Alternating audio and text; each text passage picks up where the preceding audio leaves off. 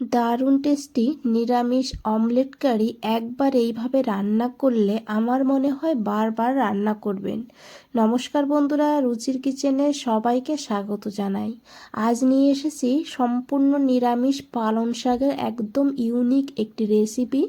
চলুন তাহলে রেসিপিটা দেখে নেওয়া যাক। এখানে দেখুন আমি 1 মুঠ ছোলার ডাল 2 ঘন্টা আগে ভিজিয়ে রেখেছিলাম। ডালটা বেশ ভালোভাবে ভিজে গিয়েছে।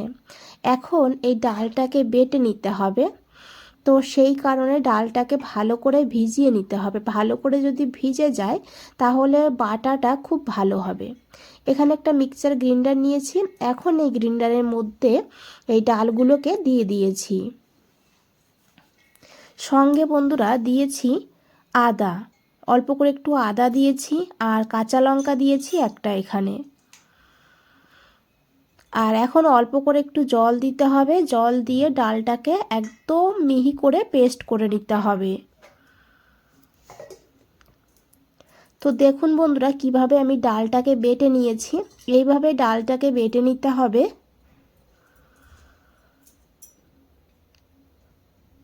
তো এইভাবে আমি পুরোটা ডাল কিন্তু বের করে নিয়েছি দেখুন।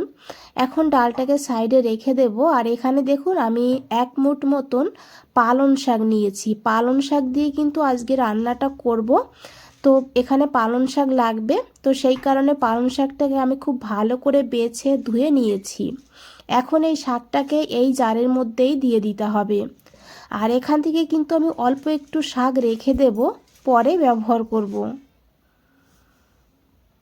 এরই সঙ্গে একটু ধনেপাতা দিয়েছি। আর এখন দিয়েছি একটু চিনি। চিনিটা দিলে পালং শাকের যে সবুজ কালারটা খুব ভালো থাকে। এখন আমি ঢাকনা বন্ধ করে এটাকে পেস্ট করে নিয়েছি। দেখুন বন্ধুরা এইভাবে। এখানে কিন্তু জল দেব না, জল ছাড়াই এইভাবে আমি পালং শাকটাকে বেটে নিয়েছি।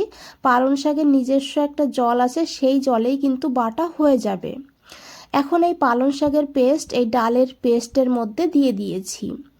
আর এই জারের মধ্যেই আমি একটা মশলা বানাবো। তো যে বাকি শাকটা আমি রেখে দিয়েছিলাম সেই শাক দিয়ে দিয়েছি, অল্প করেই রেখেছি দেখুন। আর এর সঙ্গে দিয়েছি আমি আদা 1 ইঞ্চি, দিয়েছি কাঁচা লঙ্কা 3টে, তবে ঝাল আপনারা আপনাদের প্রয়োজন মতন নেবেন এখানে। আর নিয়েছি এখানে 2টো টমেটো। যেহেতু নিরামিষ রান্না করব তাই টমেটো একটু বেশি দিলে গ্রেভিটা ভালো হবে। আর এখন এটাকে বেটে নেব এইভাবে দেখুন। এটাকে সাইডে রেখে দিয়েছি। আর সেই ডাল আর পালং শাকের পেস্ট এখানে নিয়ে নিয়েছি। এখন এর মধ্যে দিয়েছি পরিমাণ মতন লবণ, অল্প করে হলুদের গুঁড়ো,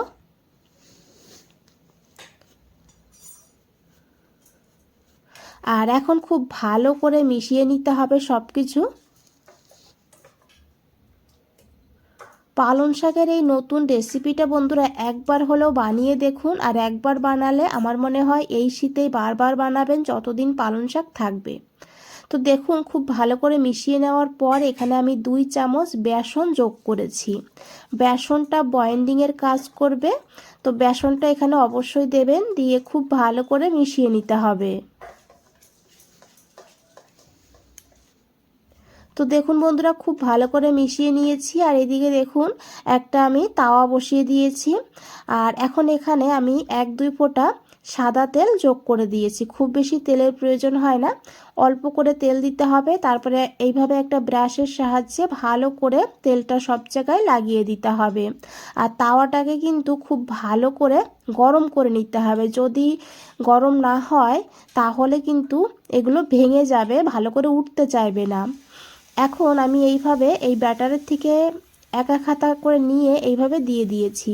হালকা হাতে এইভাবে একটু ছড়িয়ে দেব। আর এদিকে দেখুন আমি নিয়েছি একটু ছানাটা আমার ঘরেই ছিল, সেই কারণে আমি এর উপরে একটু ছানা দিয়ে দিয়েছি। তবে ছানা যদি আপনারা দিতে না চান তাহলে না দিয়েও রান্নাটা করতে পারেন, তাতেও খেতে ভালো লাগবে। তো দেখুন এখন এই ছানাটাকে আমি এইভাবে অল্প অল্প করে উপরে দিয়ে দিয়েছি। আর খুন্তির সাহায্যে এইভাবে একটু চেপে চেপে দিয়েছি। আর উপরটা কাঁচা থাকতেই কিন্তু ছানাটা দেবেন, তাহলে এই ছানাটা বসে যাবে। তো দেখুন উপরটা শুকিয়ে গেছে। আর এখন কিন্তু এইভাবে এটাকে রোল বানিয়ে নিতে হবে। ঠিক যেমন আমরা অমলেট বানাই ঠিক সেইভাবে কিন্তু আমি দেখুন বানিয়ে নিয়েছি। আপনারা এইভাবে বানিয়েও কিন্তু গরম ভাতের সঙ্গে খেতে পারেন, খুব ভালো লাগে খেতে। এখন আমি এগুলোকে এইভাবে ছোট ছোট পিস করে কেটে নেব।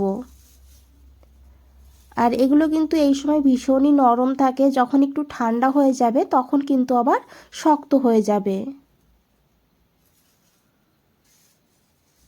দেখুন বন্ধুরা কতটা লোভনীয় লাগছে দেখতে। তো এইভাবেই দুই সাইডটা ভালো করে ভেজে নিতে হবে। আর এখন আমি এগুলোকে তুলে নেব। আর একইভাবে কিন্তু আমি এখানে সবগুলোই বানিয়ে নিয়েছি। দেখুন, একঘেয়েমি রান্না খেতে ভালো না লাগলে এইভাবে একটু অন্যরকমভাবে বানিয়ে দেখতে পারেন। আর এইভাবে রান্না করলে বড় থেকে ছোট সকলেই কিন্তু মজা করেই খাবে। আর ভীষণই টেস্টি আর হেলদি রেসিপিটি। দেখুন বন্ধুরা সবগুলো আমি বানিয়ে নিয়েছি, আর দেখতে কতটা লোভনীয় লাগছে। কালারটা দেখুন কতটা সুন্দর হয়েছে। এগুলো আপনারা এইভাবেও খেতে পারেন। এদিকে দেখুন একটা কড়াইতে দিয়েছি আমি 2 চামচ সাদা তেল। রান্নাটা আমি সাদা তেলে করেছি, তবে আপনারা চাইলে সর্ষের তেলেও করতে পারেন। তেলটা গরম হয়ে গেলে দিয়ে দিয়েছি 1/2 চামচ গোটা জিরা, একটা শুকনো লঙ্কা। এখন এই ফোড়নটাকে ভালো করে একটু ভেজে নেব। তারপরে এখানে একটু হিং দিয়ে দেবো, যেহেতু নিরামিষ রান্না তাই একটু হিং দিলে খুব সুন্দর ফ্লেভার হবে। তারপরে সেই বেটে রাখা মশলাটা দিয়ে দেব। এখন খুব ভালো করে এইভাবে একটু মিশিয়ে নেব। আর তারপরে জার ধুয়ে অল্প করে একটু জল যোগ করে দিয়েছি। আর এখন এখানে দিয়েছি 1/2 চামচ জিরের গুঁড়ো, 1/4 চামচ দিয়েছি ধনিয়ার গুঁড়ো, 1/2 চামচ হলুদের গুঁড়ো, আর 1/2 চামচ দিয়েছি এখানে কাশ্মীরি লঙ্কার গুঁড়ো কালারের জন্য। তবে আপনারা চাইলে এখানে কাশ্মীরি লঙ্কার গুঁড়ো বাদ দিতে পারেন। আর দিয়েছি পরিমাণ মতন লবণ, দিয়েছি একটু চিনি। যেহেতু নিরামিষ রান্না তাই একটু চিনি দিলে টেস্টটা সুন্দরভাবে ব্যালেন্স হবে। খুব ভালো করে মিশিয়ে নিয়েছি। তারপরে ঢাকা দিয়ে মশলাটাকে খুব ভালো করে দেখুন কষিয়ে নিয়েছি।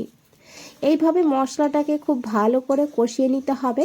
তো দেখুন, আশা করি দেখে বুঝতেই পেরেছেন মশলা থেকে কিন্তু তেল ছেড়ে দিয়েছে বন্ধুরা। এইভাবে খুব ভালো করে মশলাটাকে কষিয়ে নিতে হবে। তারপরে এখানে দিতে হবে হালকা গরম জল। তো এই বাটির প্রায় আমি 2 বাটি জল দিয়েছি। যে অমলেটগুলো বানিয়েছি এই অমলেটে কিন্তু জল টানে, তো সেই কারণে জলটা একটু বেশি দিয়েছি। এখন খুব ভালো করে মিশিয়ে নিয়েছি। আর এই যে ঝোলটা দেখছেন, ঝোলটাকে একটু ভালো করে ফুটিয়ে নিতে হবে, জলের কাঁচা গন্ধ যেন না থাকে সেইভাবে। তো দেখুন ভালো করে এখানে ফুটে উঠেছে। এখন এখানে সেই অমলেটের পিসগুলো দিয়ে দিতে হবে।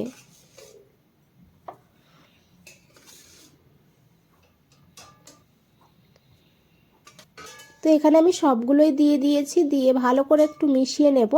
আর মিডিয়াম ফ্লেমে এইভাবে 2 মিনিট রান্না করে নেব।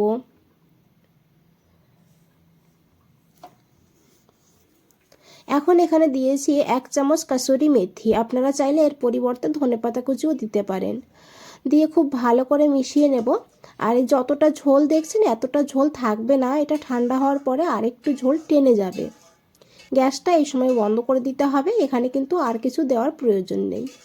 বন্ধুরা রেসিপিটা দেখে যদি ভালো লেগে থাকে একটা লাইক করে দেবেন, চ্যানেলটাকে সাবস্ক্রাইব করে পাশে থাকবেন, কমেন্টসে জানাবেন কেমন লেগেছে। আর আশা করি দেখে বুঝতে পেরেছেন কতটা লোভনীয় লাগছে। আজ তাহলে এই পর্যন্তই, ফিরে আসছি নতুন কোনো রেসিপি নিয়ে। ভালো থাকবেন, সুস্থ থাকবেন। সবাইকে অনেক অনেক ধন্যবাদ এত সময় ধৈর্য ধরে রেসিপিটা দেখার জন্য।